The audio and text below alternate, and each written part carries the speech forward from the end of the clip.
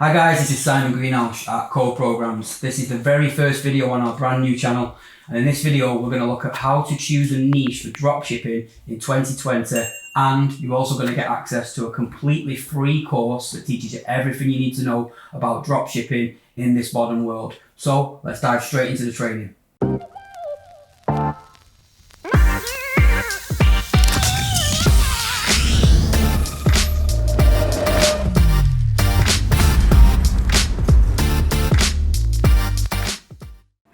Okay, so let's jump into the training. So choosing a niche for dropshipping. Now, the way I teach this system, where possible, choose a niche that you're passionate about. If it's something that you're passionate about, you're going to be able to talk authoritatively about it. You're going to be able to connect with customers. You're going to be able to connect with your community. You're going to know about the products. You're going to be able to review products on YouTube, that kind of stuff. You're going to know more about it. But if you don't worry. I'm going to show you a way of being able to choose a niche that is perfect for this type of dropshipping which I teach. And what I teach is to choose niches with many products over $200. And I'm going to tell you why in a minute. But ideally, the higher the price the possible, closer to $1,000. And the reason we do that is because, let's say, for example, most dropshipping programs that you've probably seen, they all talk about selling things like mugs, bracelets, t-shirts, let's say for $25. Let's say you're selling that on Facebook.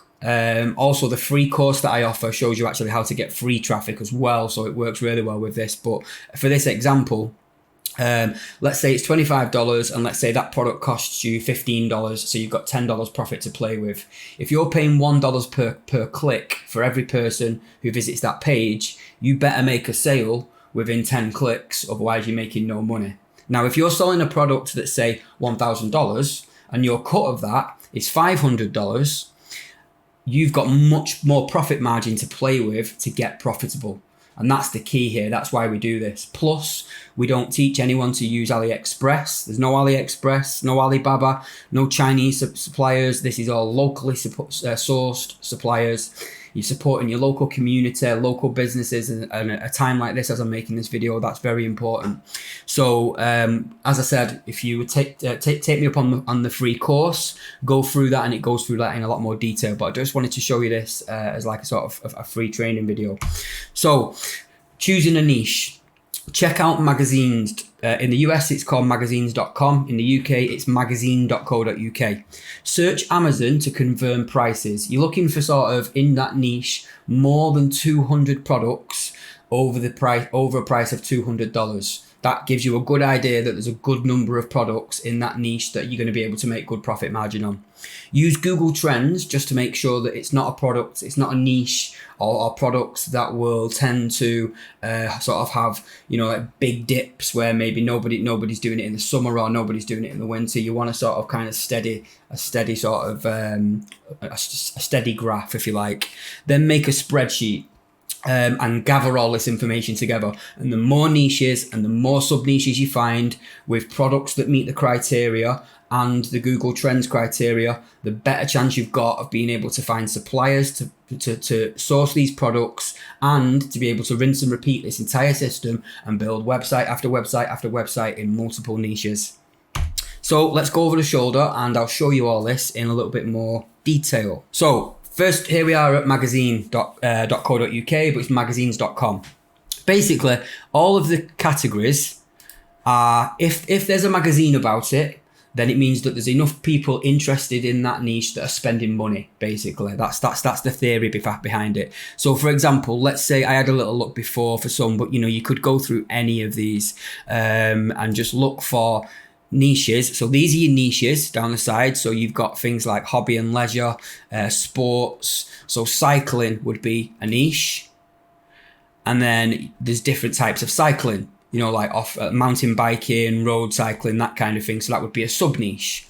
Then you've got fishing, for example, and you've got different types of fishing sub niches. So you've got sea fishing, you've got coarse fishing, you've got carp fishing, hunting. I imagine, I don't know anything about this, but I imagine there's all kinds of, you've got like all different kinds of hunting, which I'm not going to pretend I know what I'm talking about on that one, because I don't. Ask me football and I'll probably be okay. But you see, all of these are all, so sporting would be your niche, and then these would be your sub-niches. So if we focus on fishing, for example, and I did a little spreadsheet, so you just create a little Excel. Niche is fishing. Let's use the example of course fishing.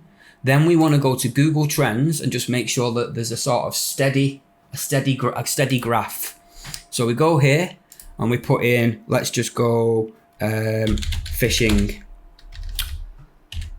And for that, I would need to spell it right, otherwise that is not going to work. So fishing, United States, past 12 months. Of course, in the summer months, you get a bit of a boost and it goes down a little bit in the winter, but it's pretty steady. If you were to drive a line through that graph, you've got a pretty steady. So there are still people, because obviously because of different climates, you know, in, for example, say in Florida, it's still going to be warm enough in the winter to be able to go sea fishing, I imagine, that kind of thing.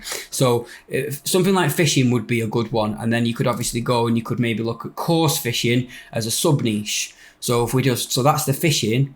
And then if we go back there and we go, let's say carp fishing. Let's do that as a topic and see how that turns out. Again, it's very similar.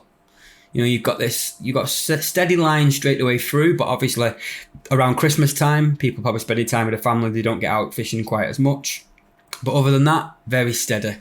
And then if we were to go, let's try a different type. In fact, let's try a completely different.